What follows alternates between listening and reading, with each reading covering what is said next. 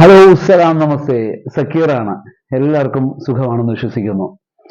ഞാൻ പോസ്റ്റ് ഓഫീസിന്റെ സ്കീമുകളുമായി ബന്ധപ്പെട്ട വീഡിയോകൾ മുമ്പ് ചെയ്തിട്ടുണ്ടായിരുന്നല്ലോ. അപ്പോൾ പോസ്റ്റ് ഓഫീസിലെ പ്രോഫിറ്റുമായി ബന്ധപ്പെട്ട ചില കാര്യങ്ങൾ പറയുമ്പോൾ എൻ്റെ സുഹൃത്തുക്കൾ പറയായിരുന്നു, സക്കീർ ഈ പോസ്റ്റ് ഓഫീസിലെ പ്രോഫിറ്റ് ശരിക്ക് അത് അനുവദനീയമാണോ? എല്ലാ സുഹൃത്തുക്കളും അല്ല, ചില സുഹൃത്തുക്കൾ അത് പോസ്റ്റ് ഓഫീസിലെ ഈ പ്രോഫിറ്റ് ശരിക്കും നമുക്ക് ഉപയോഗിക്കാൻ പറ്റുമോ, എന്താണ് അതിൻ്റെ ഒരു അവസ്ഥ എന്നൊക്കെ എന്നോട് ചോദിക്കാറുണ്ടായിരുന്നു.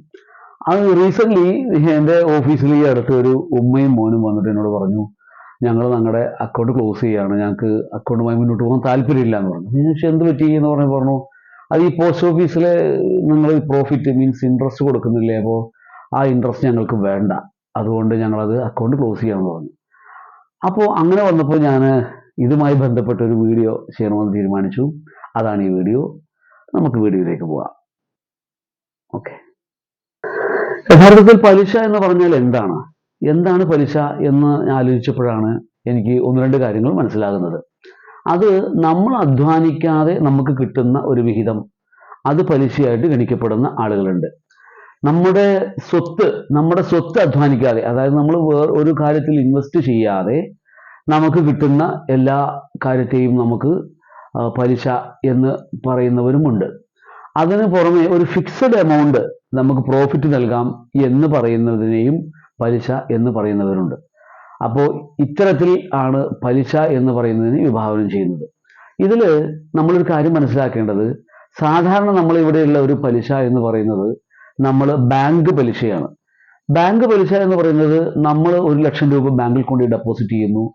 ആ 1,00,000 രൂപയ്ക്ക് ബാങ്ക് നമുക്കൊരു 8% അല്ലെങ്കിൽ 7% അല്ലെങ്കിൽ 9% ഒരു പെർസെൻറ്റേജ് ഓഫ് ഇൻട്രസ്റ്റ് നമുക്ക് തരുന്നു.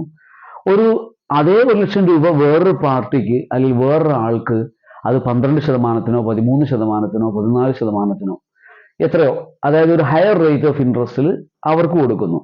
എന്നിട്ട് എന്ത് ചെയ്യുന്നു, അതിന് ഡിഫറൻസ് പൈസ ബാങ്ക് എടുക്കുന്നു. നമുക്ക് 7% തരുന്നു, 12% അവർക്ക് കൊടുക്കുമ്പോൾ സ്വാഭാവികമായിട്ടും 5%. ആ 5% പ്രോഫിറ്റ് ബാങ്ക് എടുക്കുന്നു. അത് ബാങ്കിന്റെ പ്രവർത്തനങ്ങൾക്ക് വേണ്ടിയിട്ടും ബാങ്കിലെ എംപ്ലോയീസിന് അവരുടെ ജോലിക്കാർക്ക് വേതനം കൊടുക്കാൻ വേണ്ടിയിട്ടുള്ള കാര്യത്തിന് വേണ്ടിയിട്ട് ഉപയോഗിക്കുന്നു. എന്നാൽ പോസ്റ്റ് ഓഫീസിലെ പലിശ എന്ന് പറയുന്നത്, അതിൻ്റെ പ്രോഫിറ്റ് എന്ന് പറയുന്നത് യഥാർത്ഥത്തിൽ ഇങ്ങനെയല്ല. അതായത് പോസ്റ്റ് ഓഫീസിനെ സംബന്ധിച്ചിടത്തോളം ആ പോസ്റ്റ് ഓഫീസിൽ നിന്നും ഒരാൾക്കും നമ്മൾ പലിശയ്ക്ക് കൊടുക്കുന്നില്ല എന്നുള്ളതാണ് സത്യം.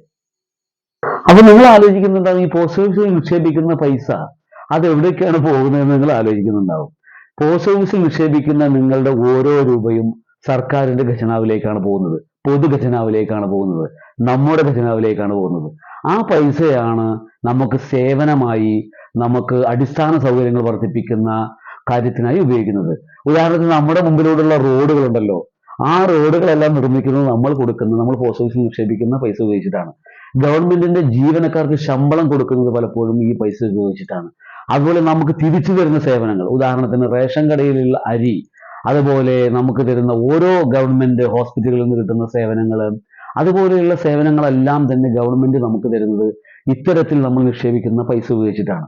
ഗവൺമെന്റിന്റെ വരുമാനം എന്ന് പറയുന്നത് ഒന്ന് നികുതിയാണ്, രണ്ടാമത്തെ ഒരു വരുമാനം എന്ന് പറയുന്നത് നമ്മൾ ഇങ്ങനെ നിക്ഷേപിക്കുന്ന ഓരോ രൂപയാണ് എന്നുള്ളത് മനസ്സിലാക്കണം.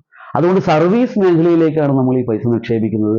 അതുകൊണ്ട് തന്നെ നമ്മളുടെ പൈസയാണ് നമുക്ക് തിരിച്ചു തരുന്നത്. ഇപ്പൊ നമുക്കറിയാലോ, നമ്മുടെ വീടുകളിലൂടെയൊക്കെ വന്ന് കളക്ട് ചെയ്യുന്ന RD ഏജന്റുമാർ, പോസ്റ്റ് ഓഫീസിലെ കുറി നിങ്ങൾ കേട്ടിട്ടില്ലേ? ശരിക്കും ഈ പോസ്റ്റ് ഓഫീസിലെ കുറി നടത്തുന്ന ഏജന്റുമാരുണ്ടല്ലോ, ഏജന്റുമാർ എന്ന് പറഞ്ഞാൽ പൈസ പിരിച്ച് പോസ്റ്റ് ഓഫീസിൽ അടയ്ക്കുന്ന ഏജന്റുമാർ, അവർക്ക് ശമ്പളം കൊടുക്കുന്നത് പോലും അതാത് സംസ്ഥാനങ്ങളിലെ സർക്കാരാണ്. കാരണം എന്താണെന്നറിയോ, ആ ദേശീയ സമ്പാദ്യ പദ്ധതി എന്ന് പറയുന്ന ആ പ്രൊജക്റ്റിൽ അല്ലെങ്കിൽ ആ ഒരു പദ്ധതിയിൽ നിങ്ങൾ നിക്ഷേപിക്കുന്ന പൈസ അത്രയും പോകുന്നത് സംസ്ഥാന ഖജനാവിലേക്കാണ്.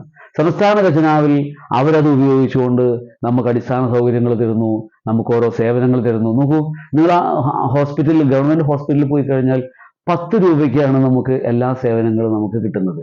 അപ്പോൾ ബാക്കി പൈസ, ശരിക്കും നമ്മൾ ഡോക്ടറെ കാണാൻ പോയി കഴിഞ്ഞാൽ 10, 100, 200 രൂപയ്ക്ക് കൊടുക്കണ്ടേ? അപ്പോൾ ബാക്കി പൈസ ആരാണ് യഥാർത്ഥത്തിൽ കൊടുക്കുന്നത്? അത് സർക്കാരാണ് കൊടുക്കുന്നത്. അതുകൊണ്ട് പോസ്റ്റ് ഓഫീസിൽ നിക്ഷേപിക്കുന്ന പൈസ എന്ന് പറയുന്നത് സർവീസ് മേഖലയിലേക്കാണ് പോകുന്നത്. അപ്പോൾ ചില ആളുകൾ പറയും, പോസ്റ്റ് ഓഫീസിൽ നിന്ന് കിട്ടുന്ന പൈസ എന്ന് പറയുന്നത് ഒരു ഫിക്സഡ് റേറ്റ് ഓഫ് ഇൻട്രസ്റ്റ് അല്ലേ എന്ന് പറയും. നിങ്ങൾ ആലോചിച്ച് നോക്കൂ, ഗവൺമെന്റ് ഒരിക്കലും ഇതൊരു കച്ചവടത്തിന് വേണ്ടിയിട്ടല്ല ഉപയോഗിക്കുന്നത്. ഗവൺമെന്റ് വേറൊരാൾക്ക് പലിശയ്ക്ക് കൊടുക്കാൻ വേണ്ടിയിട്ടല്ല ഇത് ഉപയോഗിക്കുന്നത്. ഗവൺമെന്റ് ഇത് ഉപയോഗിക്കുന്നത് സർവീസ് മേഖലയിലാണ്. അപ്പൊ സർവീസ് മേഖലയിൽ നമ്മളൊരു കാര്യം പൈസ നിക്ഷേപിക്കുമ്പോൾ അതിന് നമുക്കൊരു ഫിക്സഡ് എമൗണ്ട് റിട്ടേൺ കിട്ടുക എന്ന് പറയുന്നത് സാധ്യമല്ലല്ലോ. ഉദാഹരണത്തിന് ഇപ്പൊ നമ്മൾ ഹജ്ജിന് പോകുന്ന ആളുകളുണ്ട്. ഹജ്ജിന് പോകുന്ന ആളുകൾ യഥാർത്ഥത്തിൽ ഒരു പ്രൈവറ്റ് കമ്പനിയിലാണ് ഹജ്ജിന് പോകുന്നത് വെച്ചാൽ ഏകദേശം 10 ലക്ഷം രൂപ 12 ലക്ഷം രൂപയൊക്കെ വരും. മനസ്സിലായില്ലേ? പക്ഷേ അതേസമയം അത് ഗവൺമെന്റ് സെക്ടറിലാണ് പോകുന്നതെങ്കിലോ അതിന്റെ പകുതി പൈസയാണ് വരുന്നത്. അപ്പോൾ പകുതി പൈസ ആരാണ് കൊടുക്കുന്നത്? അത് ഗവൺമെന്റ് ആണ് കൊടുക്കുന്നത്. അപ്പൊ ഗവൺമെന്റ് നടത്തുന്ന ഓരോ സർവീസിനും അതിനൊരു ഫിക്സഡ് എമൗണ്ട് നമുക്ക് പറയാൻ കഴിയില്ല. അതുകൊണ്ട് തന്നെ ഗവൺമെന്റ് എന്ത് പറയുന്നു? സർവീസ് മേഖലയിൽ നിന്നും ഒരു പ്രോഫിറ്റ് കിട്ടാത്ത സ്ഥിതിക്ക് ഈ നിക്ഷേപിക്കുന്ന ആളുകൾക്ക് ഒരു എമൗണ്ട് തിരിച്ചു കൊടുക്കണം. നിക്ഷേപിക്കാത്ത ആളുകൾക്കൊന്നും നമ്മൾ കൊടുക്കുന്നില്ലല്ലോ. അപ്പൊ നിക്ഷേപിക്കുന്ന ആളുകളും നിക്ഷേപിക്കാത്ത ആളുകളും ഒരേപോലെ ആകാനും പാടില്ലല്ലോ. അതുകൊണ്ട് പൈസ നിക്ഷേപിക്കുന്ന ആളുകൾക്ക് ഒരു ഫിക്സഡ് എമൗണ്ട്, അത് 3 മാസം കഴിയുമ്പോൾ അത് നമ്മൾ എന്ത് ചെയ്യും? 3-4 മാസം കഴിയുമ്പോൾ നമ്മളത് വേരിയേഷൻ വരുത്തും. അത് നമ്മൾ അതിന്റെ ആ റേറ്റ് മാറിക്കൊണ്ടിരിക്കും എന്നുള്ളതും സത്യമാണ്. അതുകൊണ്ട് പോസ്റ്റ് ഓഫീസിൽ നിക്ഷേപിക്കുന്ന പൈസ എന്ന് പറയുന്നത് പലിശയുടെ കണക്കിൽ ഉൾപ്പെടുത്താൻ പറ്റില്ല എന്നാണ് എൻ്റെ അഭിപ്രായം. നിങ്ങൾക്ക് വ്യത്യസ്തമായ അഭിപ്രായങ്ങൾ ഉണ്ടാകും. ആ അഭിപ്രായങ്ങളെല്ലാം നിങ്ങൾ കമൻ്റായിട്ട് രേഖപ്പെടുത്തണം. അപ്പോൾ അടുത്തൊരു വീഡിയോയിൽ നമുക്ക് വീണ്ടും കാണാം. ടിൽ ദെൻ, ജയ് ഹിന്ദ്.